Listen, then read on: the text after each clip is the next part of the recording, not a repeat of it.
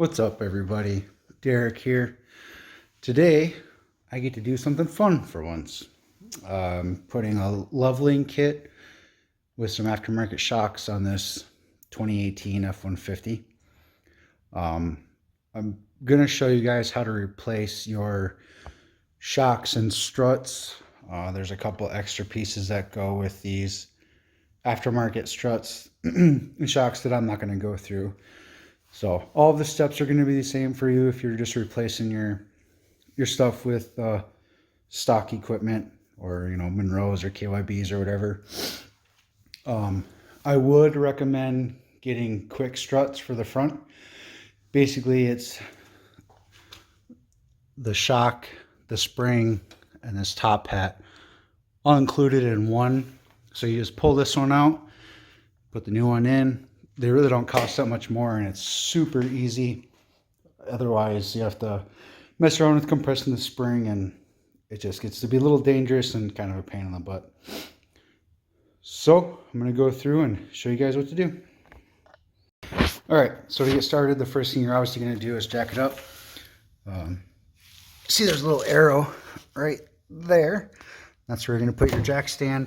I just jack right by it. If you got like a bottle jack, you can just jack up right where I've got my jack stand there. Pull your wheel off. Pretty simple. Loosen your lug nuts before you take it off the ground if you don't have an impact wrench, and pull the wheel off. These wheels are all pretty stuck on there to kick the crap out of them to get them, but been getting them. The rest of this is pretty simple. Just to kind of show you what to do, the first thing we're going to do is take your caliper off. You're going to do that. You take this bolt off here and the one down the bottom right there. You're going to pull your caliper off and hang it off to the side here. You don't want these lines tight. Your brake line, it could cause premature damage.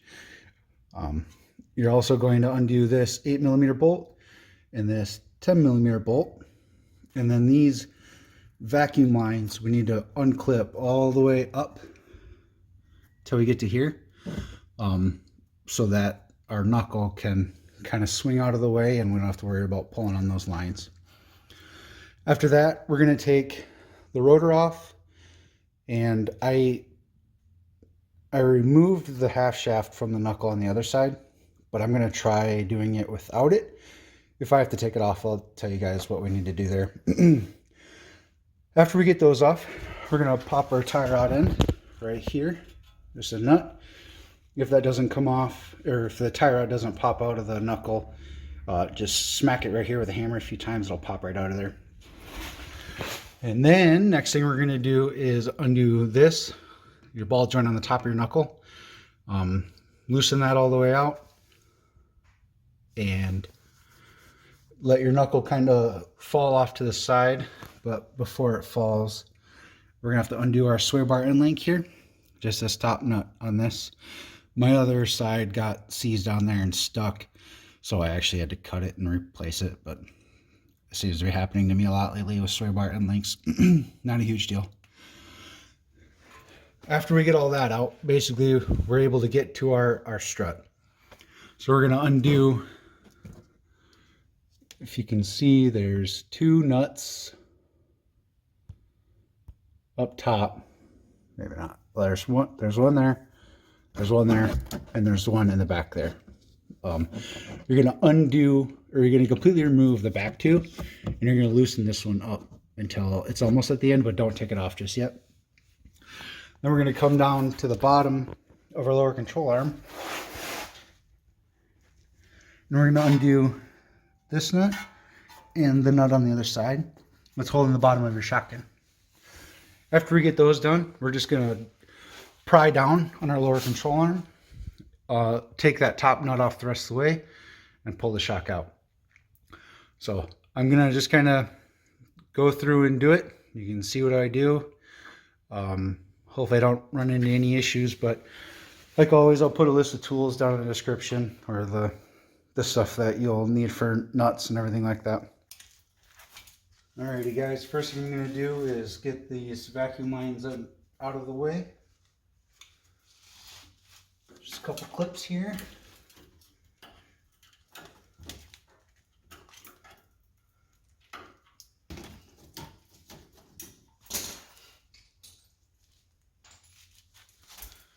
After those clips come off, I'm going to undo the bolt for the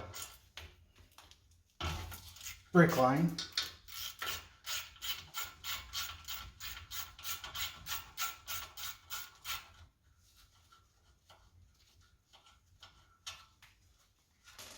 And then there's one more clip on the back of that bracket. And now that's free. And then there's that 8mm head bolt that holds the ABS line in place. We're going to undo.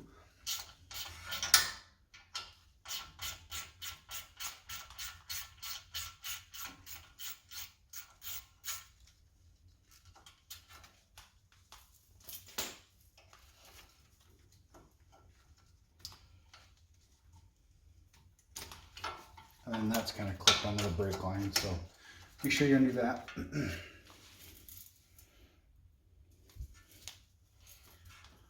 After that, we're going to take our brake caliper off. 21mm socket. These are on here pretty good, so get the longest bar you've got.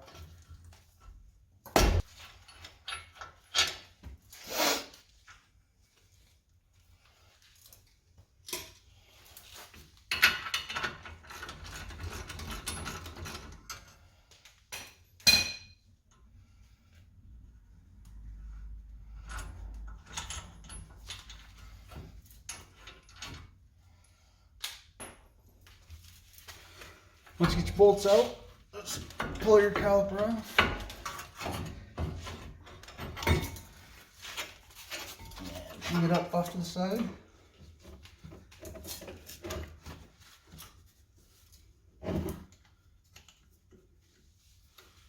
She's using a short little bungee over this brace here. Next, we got to pull our rotor off. Alright, these rotors get stuck on. Some manufacturers, they put little bolts in here, and then there's actually a threaded hole, so you take the bolts out, put them in these, and it pushes it off. Sometimes they've got like a ring around the hub that kind of holds it in place, but these ones are just kind of rusted on there. Good old Midwest winters. Take it off, set it off to the side. We're going to take out this 8mm bolt, and then there's a little hex screw in here for our ABS sensor. We take this off, and it makes getting that sensor out of there a lot easier.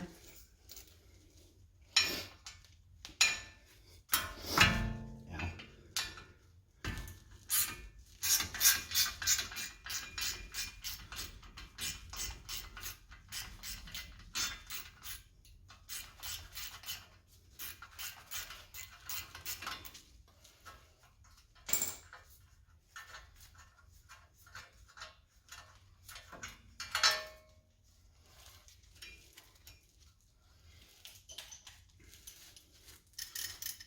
And it's a 5mm.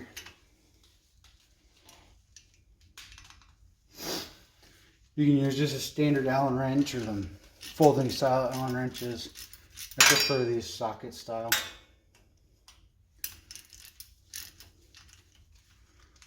I have some ball end ones that I really like. You can get them at Harbor Freight for pretty cheap.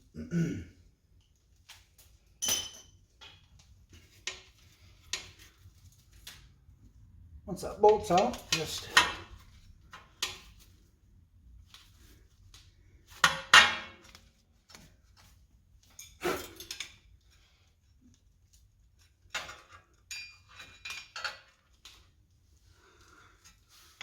get that sensor loose and pulls right out.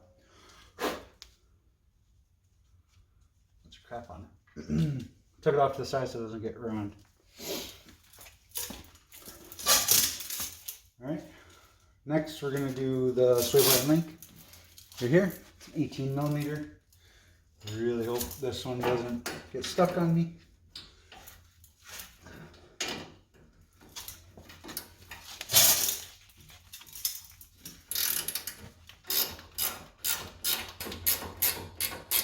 Much better. WD-40 or PV Blaster are your friends when you're working on suspension and stuff. Especially in the Midwest, you can see this truck's filled with sand and salt and whatever brine crap they've been putting on the roads. Once we get that off, we're going to pop our tie rod end off right here. That's a 21 millimeter.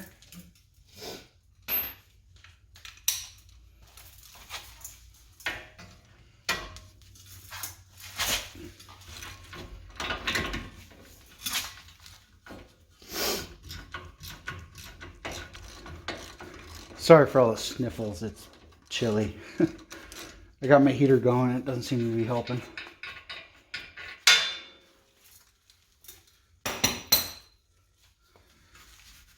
Oh, see, it came right free. But they got this taper on it, and if you smack it right there with a hammer, if it's not coming out, it just pops up. After that, we're going to undo our upper ball joint nut. 18 millimeter.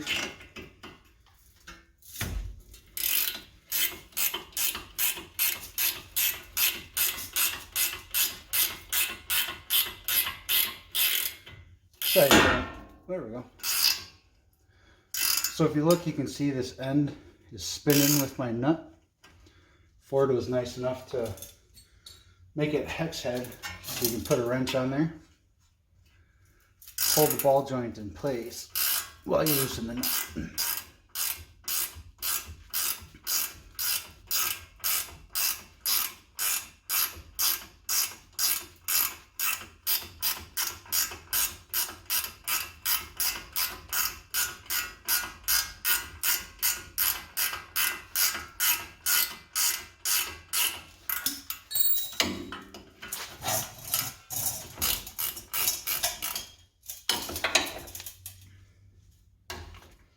Put a little bit down pressure on the upper control arm and take that off the rest of the way. Next thing we're going to do is those nuts I showed you on the top hat. We're going to remove the back two completely and just loosen this front one.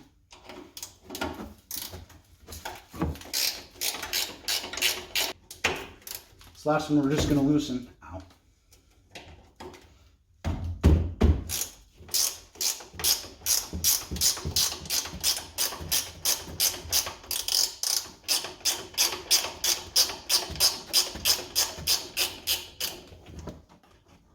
There we go.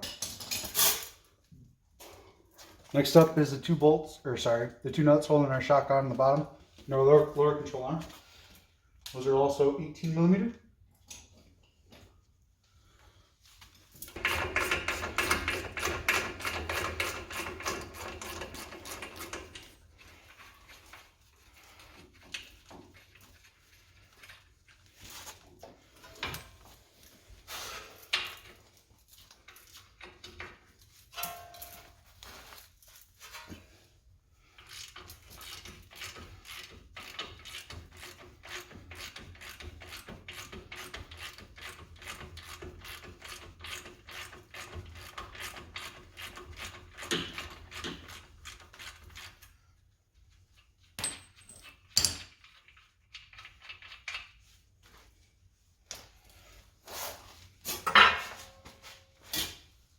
Okay, after those two nuts are off, take our pry bar, we're going to put it underneath the shock in the lower control arm.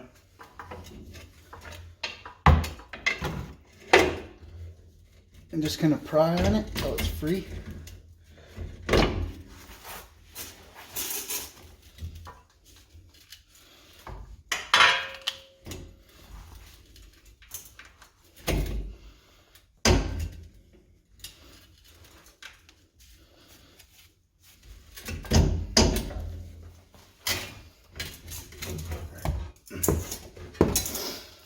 Maybe that axle does need to come out. Can't get it low enough, so I don't want to break my axle trying to get the shock out. That would create more problems than it's worth.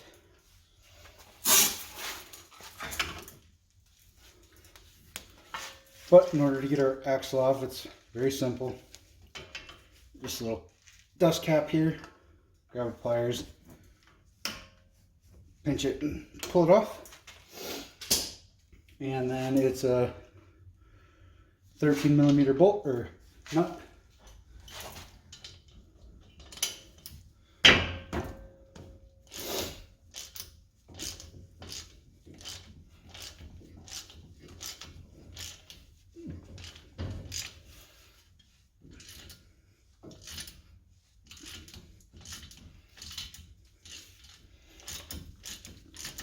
Thread's a little gummy on that one.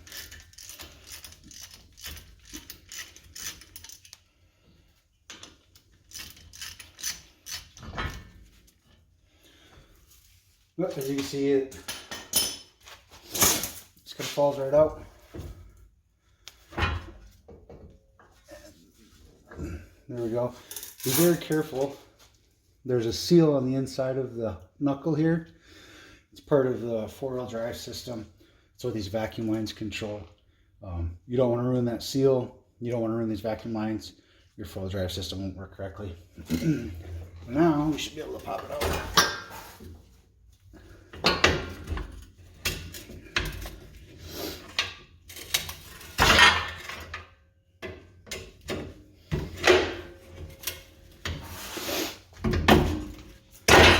There we go.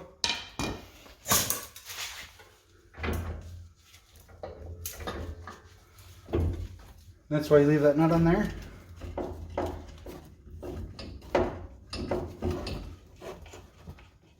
If you left it loose enough, you just push up on the shock, take your nut off, strut falls right out.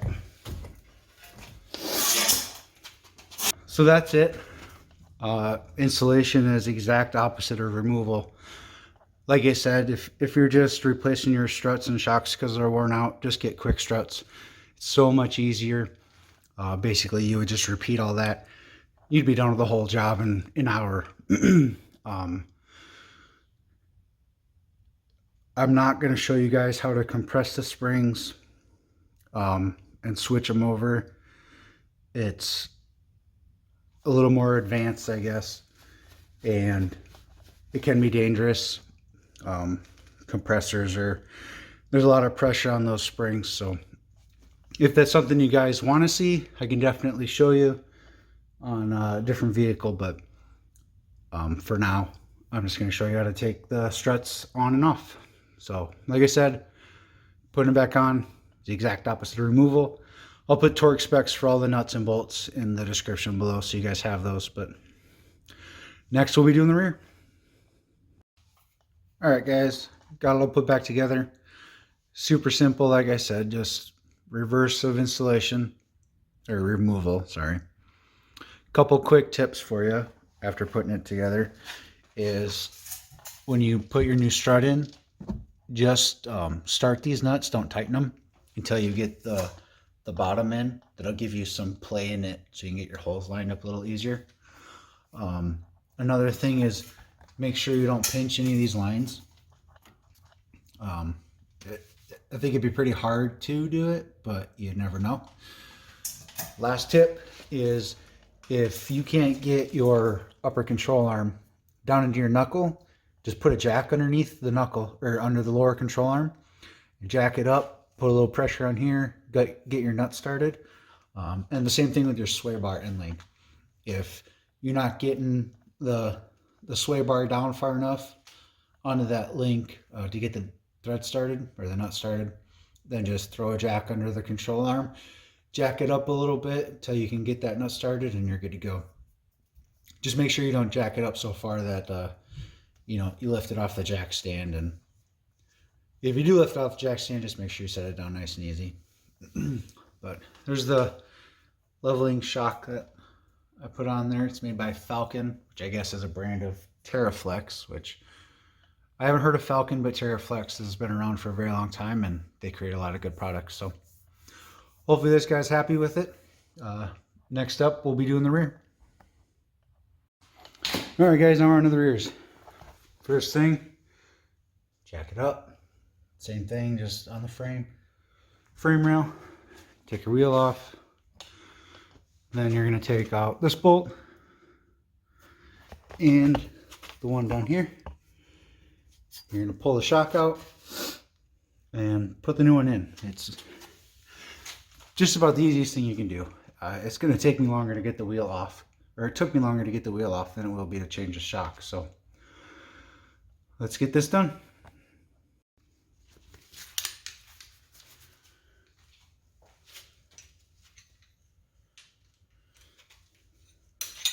Alrighty guys, the bolt head is a 15mm and the nuts an 18.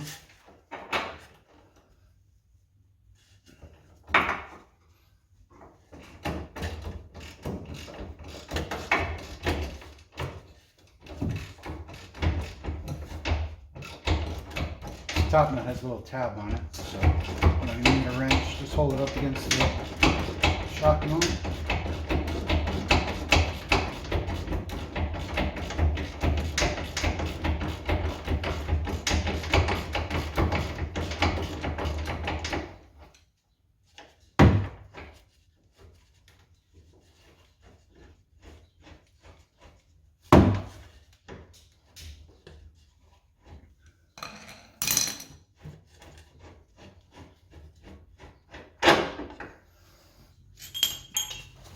And same thing for the bottom.